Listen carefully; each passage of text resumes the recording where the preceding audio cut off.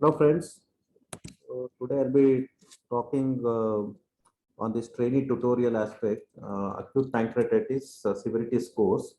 So this question was asked in FNB exam a couple of years back.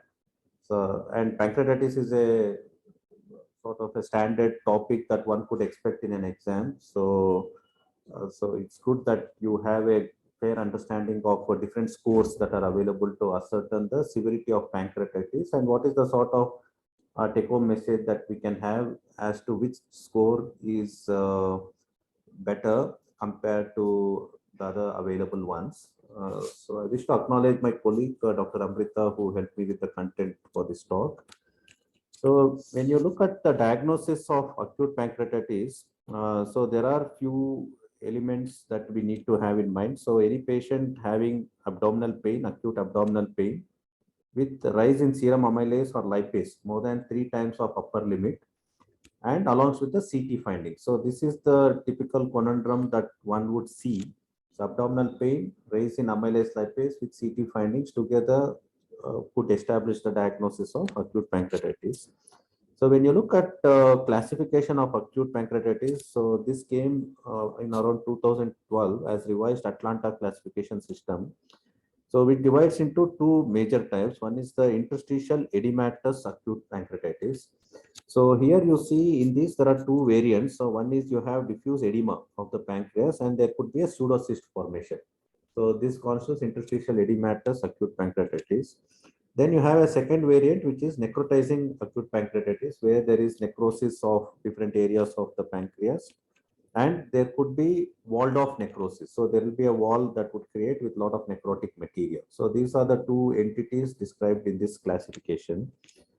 And and then you would have all this typical CT picture where you have diffuse peripancreatic fluid collections, which is also seen as a part of this pancreatitis.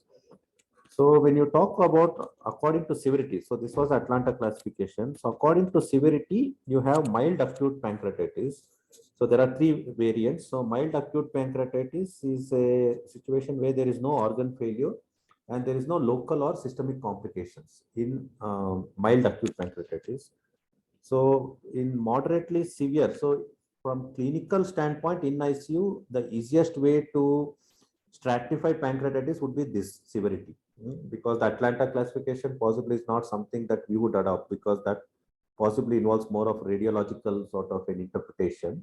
So for ICU standpoint, we look at more of mild, moderate, and severe. So in moderately severe acute pancreatitis, there is transient organ failure, which resolves within 48 hours. So this is what we tend to see in ICU.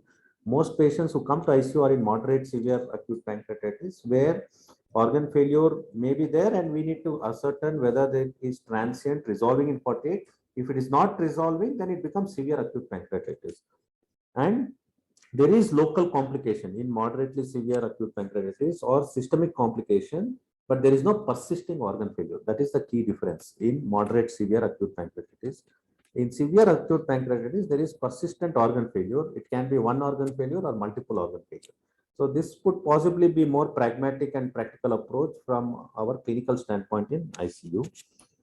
And now, having ascertained which pancreatitis is, there are different scoring tools. So the prognosis, the why we need scoring tools, the scoring tools in pancreatitis is needed to ascertain the prognosis as to how they would progress after initial episode. So for prognosis, you have different criteria. There are biochemical variables that are needed to ascertain the prognosis. Then there are these grading systems, which you would have heard. Then there are this clinical sort of a picture or the clinical spectrum, which will determine how severe is the pancreatitis. And then there is a imaging, radiological sort of a grading, which tells you how severe. So these are the four domains that we integrate to determine the prognosis in pancreatitis. So we look into the various, so the clinical manifestations of severity. I'll just put it in a pictorial form.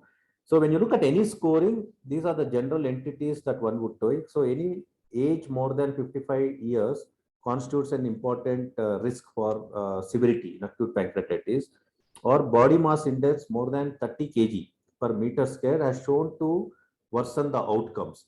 and the odds of mortality when someone is obese with pancreatitis goes up significantly higher. It was in one of the study, odds ratio of mortality was 2.1, and that was statistically significant. So obesity is not good for pancreatitis, and any pancreatitis who comes with confusion, agitation, or altered sensorium constitutes severe pancreatitis, and prognosis may not be very good. Or anyone with a cardiovascular manifestations, having severe tachycardia, having high lactic acid or high hematocrit or any cyanosis. So they also constitute a severe pancreatitis with a poor prognosis, or hypotension. And with regards to lung involvement, anyone with a tachypnea with saturation less than 90% also constitutes bad outcome. And someone with a end organ dysfunction like acute kidney injury with rising creatinine, reducing urine output also constitutes severe pancreatitis with a poorer prognosis or with a grave outcome. And someone with a diffusely tender abdomen with a lot of ecchymotic patches like Gray Turner sign or the Cullen signs, what you would have heard of. So if they have ecchymotic patches in the flanks, so these all constitute grave signs. And someone with a lot of free fluid within the abdomen, so peripancreatic free fluid or a lot of ascites. So just I put it in a pictorial format. So any pancreatitis with this, so anyone coming to ICU, I'm sure many of you would agree, and it is fairly intuitive that they would come with one or two of these. So most pancreatitis who come to ICU will be tachycardic, they may have high lactic acid, they would be tachypneic, and acute kidney injury is very often present in pancreatitis that come to ICU. So these are quite intuitive to any intensivist thought process that anyone with this constitutes severe pancreatitis and may be associated with a grave sort of an outcome. So, and it is shown that alcoholic pancreatitis are often associated with more necrotizing sort of a features, or more necrosis, or necrotic pancreatitis is what is seen more often correlative with alcoholic pancreatitis. And it is also shown, this was a study from Germany where they showed if the symptom onset to hospitalization is less than 24 hours, it portends increased severity and a graver prognosis. So the sooner the progression to a point they need hospitalization, since the symptom onset within 24 hours just indicates that the pancreatitis appears more fulminant, that they needed hospitalization, and it is known to be associated with increased severity. So now we look into laboratory predictors. So that was in general about how, as an intensivist, we would look at all the clinical parameters which portends the severity. So let's look into the laboratory predictors of severity. CRP more than 150 milligram per liter at 48 hours indicates severe pancreatitis. And there was a study done from UK which showed that CRP more than 150 milligram per liter at 48 hours, sensitivity of severity is around 80%, specificity is 76%, positive predictive value is 67, and negative predictive value is 86%, which means CRP appears to be a reasonably good indicator at 48 hours to tell us that patient possibly is heading towards severe pancreatitis. Or BUN, blood urea nitrogen more than 20 milligram per deciliter at 24 hours also indicates the severity of pancreatitis.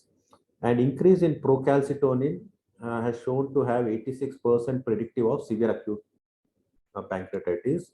And they have looked at increase in the trypsin activated peptide within 24 hours to be associated with severe pancreatitis. So increase in the urinary trypsin activated peptide within 24 hours has had a sensitivity of 58% and specificity of 73%. So these are some of the lab predictors which tell you. So the previous one, you saw all the clinical endpoints. Here you are seeing CRP, blood urea nitrogen, procal, and trypsin activated peptide. So these are some of the lab indicators. So we spoke about the clinical indicators, then we looked at the lab. So now we look into the grading system or the scoring criteria.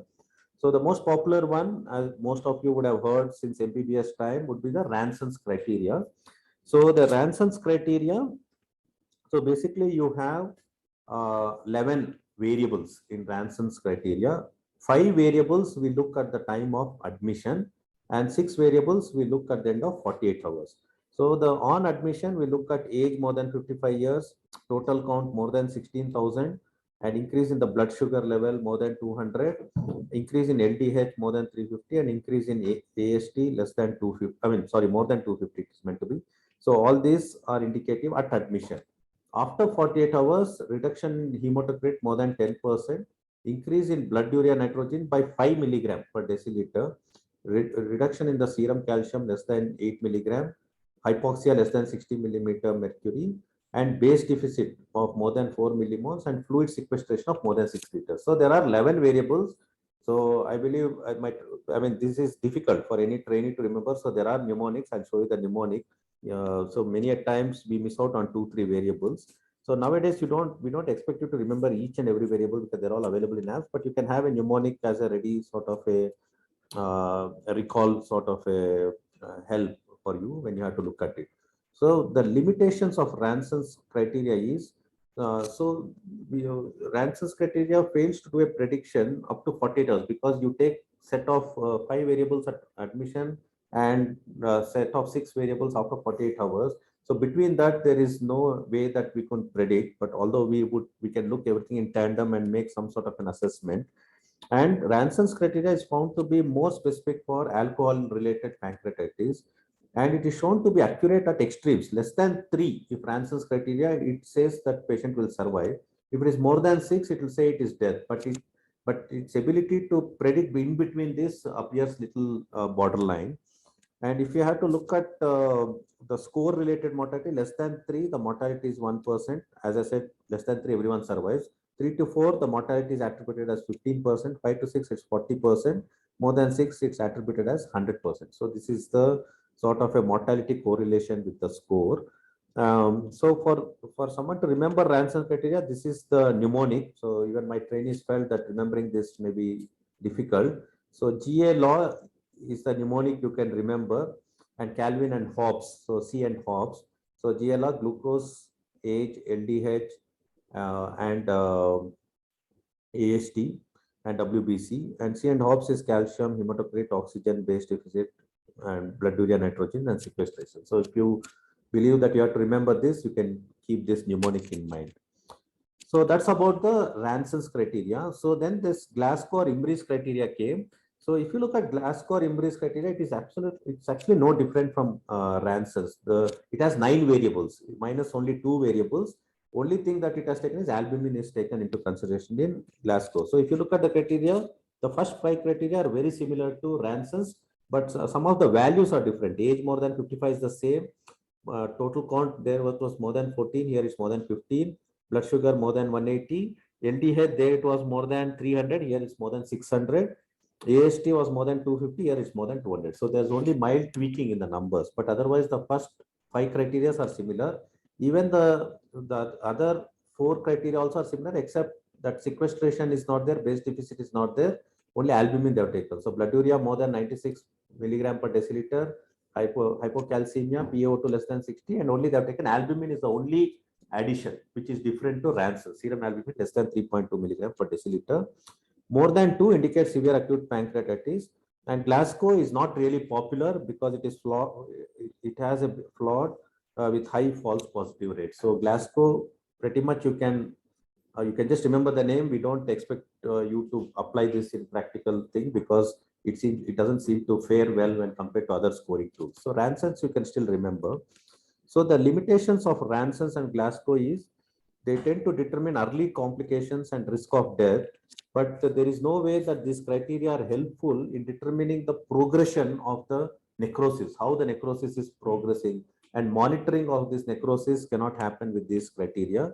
And it does not take into consideration the effect of treatment also. So the treatment effect is not accounted for in this Ranson's or Glasgow criteria. So that's about this. So then I'm sure many of you would have heard of BICEP. So bedside index of severity in acute pancreatitis. This also is something which is a useful tool, much simpler tool, and much easier for us to remember. And BICEP goes as an acronym of each word stands for different things. So the B stands for blood urea nitrogen more than 25 milligram per deciliter. And I stands for impaired mentation, GCS less than 50 is one of the criteria. S stands for SIRS response. So where heart rate is more than 90, respiratory rate more than 20, or total count more than 12,000 or less than 4,000. So SIRS criteria, I'm sure most intensivists know. And A stands for age, more than 60 years, because you saw in Ranson it was more than 55, here it's more than 60. and P stands for pleural effusion. So that's the BICEP. So that's the acronym that one could remember. So each alphabet stands for one of the criteria, and BICEP criteria is a very useful, very simple tool to remember on the bedside. And with regards, if it is more than 3, it is associated with 5 to 20% mortality. But the limitations of BICEP score is it fails to distinguish between transient organ failure and persistent organ failure. So that is one of the, so every score has limitations. So this is the limitations of BICEP score, and it tends to overestimate the severity of pancreatitis. So now, so we spoke about Ranson's. So Ranson's you can still remember by that mnemonic, GA law, and C and Hobbs. And then you can remember BICEP. So Glasgow possibly you can ignore. Then Apache 2 is also a very useful tool. And it is shown that rising Apache in 48 hours is associated with severe acute pancreatitis. They have coined a terminology Apache O, which is Apache for obesity. So they get added on with 1 point. If BMI is 26 to 30 kg per meter squared, they get added on with +2 if BMI is more than 30 kgs per meter square, and that's called Apache O. And it is shown to improve severity prediction if you add Apache O. So the other general scores are SAPS2 is there, SOFA, and modified Marshall score. So these are other scores that are used, but we'll talk about which score performs well in some of the studies. So that's about the grading. So we spoke about clinical, we spoke about biochemical, we spoke about Ranson's, Glasgow, BICEP, and Apache. Then we'll talk about radiological.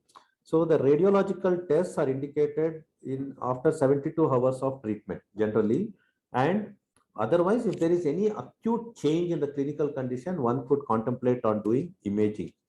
And MRI, MRCP, or magnetic resonance cholecystopancreatogram, and MRI has shown to delineate the necrosis and try to ascertain the severity of the necrosis, and it is shown to identify the abscesses and the walled off necrosis, hemorrhagic areas, and the edemas within the pancreas. So MRI is shown to be more superior to CT in trying to ascertain the exact pathophysiological changes that are happening in the pancreas. Then you have this Balthazar score, which is scored from A to E. A is normal pancreas, B is diffusely enlarged pancreas, C is where you have a lot of peripancreatic sort of inflammation, fat stranding, or fluid collection. D is where there is a localized fluid collection in one area. And the E is where there is multiple fluid collections at multiple sites, even with presence of gas within the viscous or within the abdomen, constitutes the severest form of Balthazar A. So the Balthazar score, I'm sure many of you would have heard, it's A to E scoring.